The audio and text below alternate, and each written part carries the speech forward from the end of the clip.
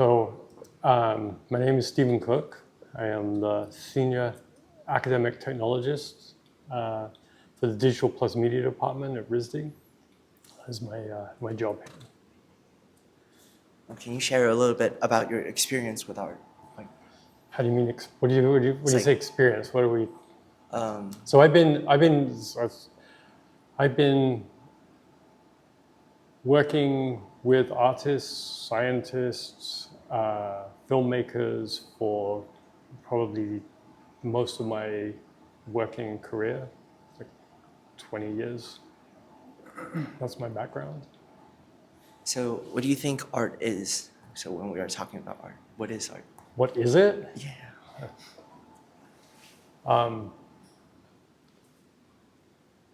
For me, art is the process. It's the process of making and the sort of the experiences and the journey of discovering whatever it is you're working on. For me, whatever it is I'm working on.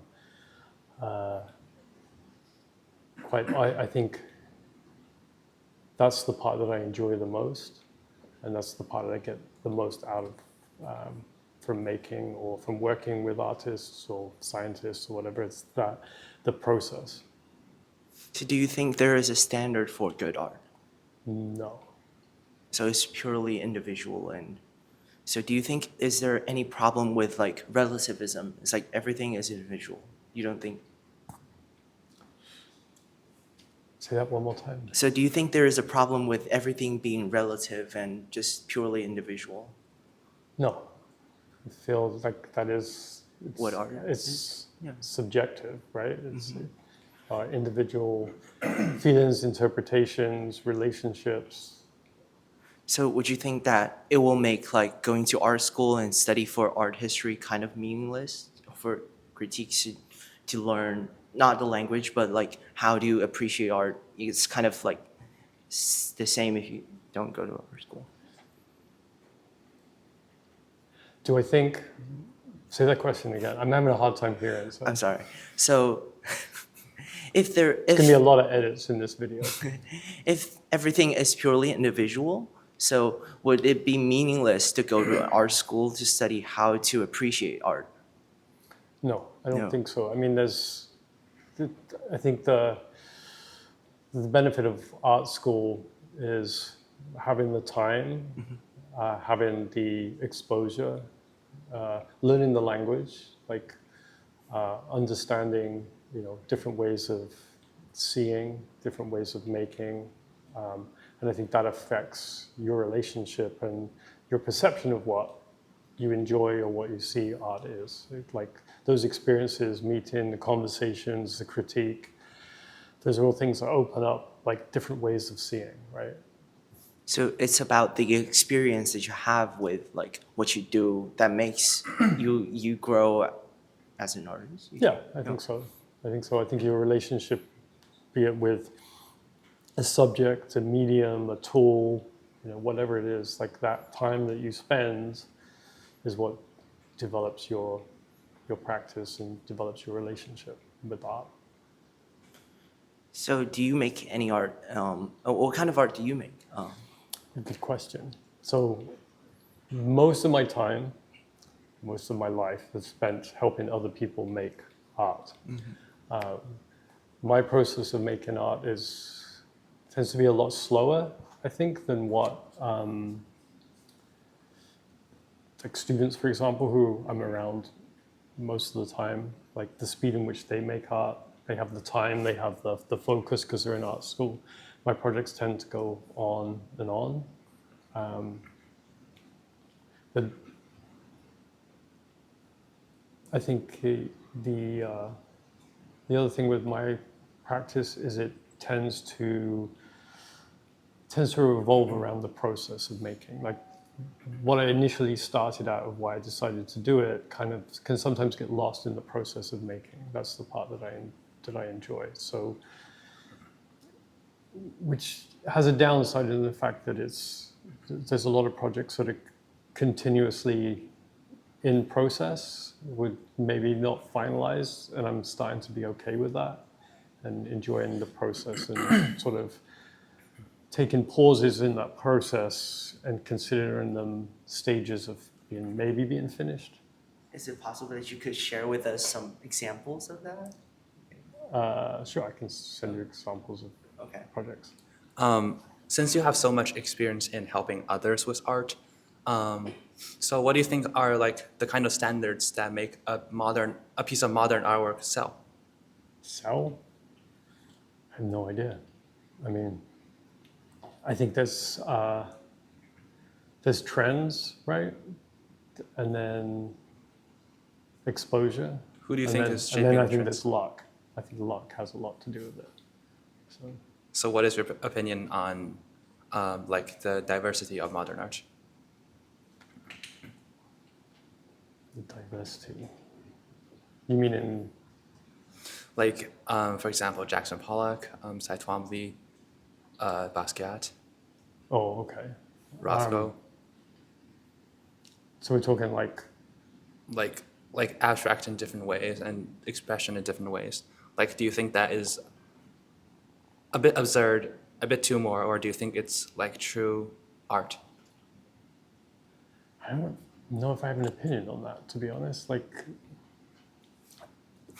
some of that stuff I like, I appreciate the work. I don't think it has a. I mean, everyone has an opinion. Like, if I see something, I like it or I don't like it.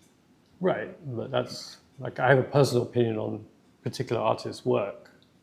You have to say the question again. What was I forget what the original question was. Do you think that modern art is like a bit too absurd, or do you have a way of appreciating the Oh, too diversity absurd. of them? Okay. No, I like absurdity is good. I mean, that's part of can make you think a little differently, right? Or appreciate things a little differently. So the like absurdity, seeing a painting like a with, banana stuck to a wall that was. does it make you right? think? Yeah, it makes you think about, commerce, or it makes you think about the role of an artist, the conversation that happened because of it. Those are all important things, no? So to you, what aspect of an artwork would draw you the most, like hold you there? What kind of aspect? For me, it goes back to process. So like when I look at work, there's like my initial reaction to it, right? But then there's, for me in my mind, is the sort of unpacking and looking of how it was made and what was, the things behind it. So, what do you feel about like the misinterpretations of like an artwork, something that the artist didn't intend to do, but like get like feel by other people, audience? I think that goes back to your first question about kind of the What relevance of art school, right? Those are the conversations, those reactions that people have to your work, or things that it provokes in them that you may not have thought about. So do you think it's a good thing, or Yeah, it's a good thing. good. Yeah. So in terms of career choices, what kind of jobs have you done before, or is just always working with artists? So I've always worked in, most of my working career has been in education. At some kind of support level, whether it's supporting artists, filmmakers, scientists, educators, right? And then my current job now is what kind of gives me the most focus with like working with students one-on-one on projects. But that's been my background. Do you think the artistic value of a piece of artwork is gonna lose eventually as the work is repeated in the same style more and more? Say it one more time, sorry. Like for example, like Jackson Pollock, he did so many paintings of just splashes. Do you think as he goes on this path of just repeating his own style, do you think his artistic, like intrinsic artistic value is gonna lose?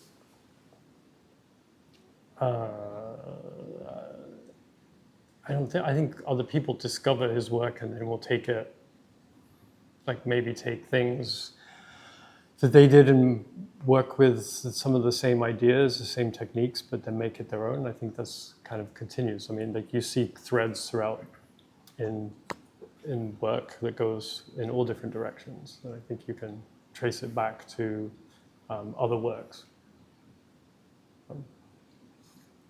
What do you think about like the monetary aspect of modern art?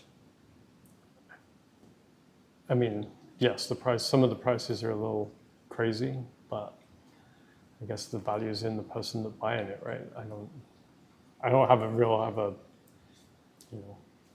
million to buy $1 million piece of artwork, so.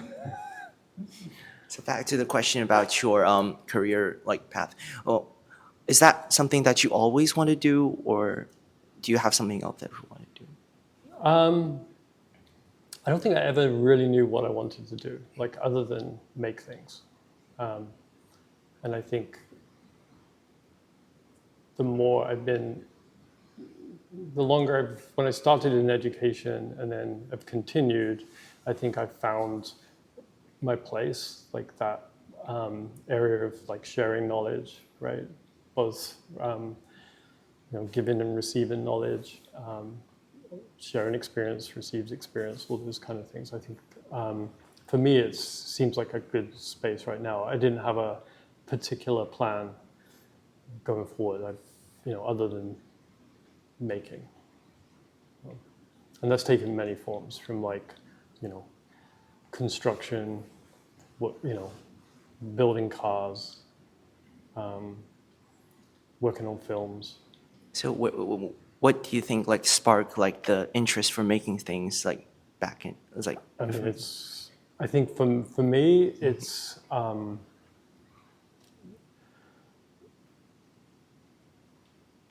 like growing up, like the sort of more like academic paths weren't as accessible to me, and so like struggling in like reading and writing and mathematics, that kind of stuff, but feeling very comfortable working with my hands or making or drawing music, that kind of thing.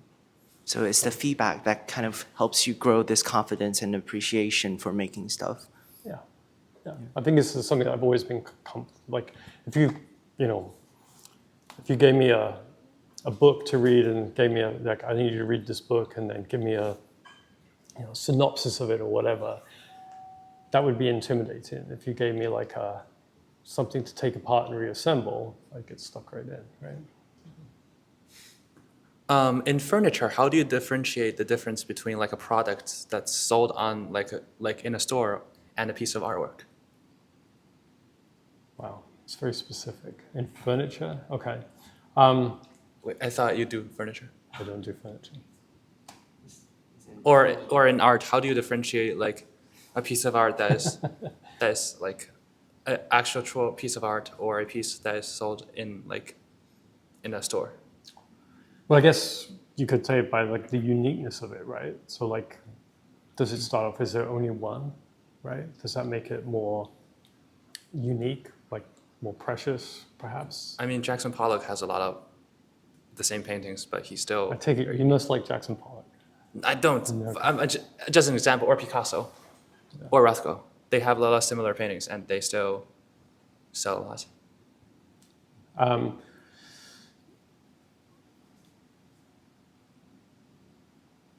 Yeah, I don't know. I mean, if you think about like a Herman Miller chair or something like that, right? The originals or the early ones go for, like, they're collectible. They go for a lot of money, right? I don't know. Yeah, I don't know. I don't know the relationship between value and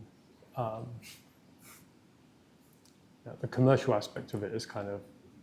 I don't know if I have too much to say on that. In general, do you think the diversity of modern art has reached its saturation point, or do you think it's going to be more diversified in the future? I think it's going to be more diverse. I think referring to artists as you're doing right now, from like early 1900s to like 1960s, right? To like what we'll be seeing, 100 years from now or 50 years from now is going to be quite different, technology, right? And like, yeah, I think that's like all our questions. Yeah. Okay. Thank you. It was very insightful. All right. Thank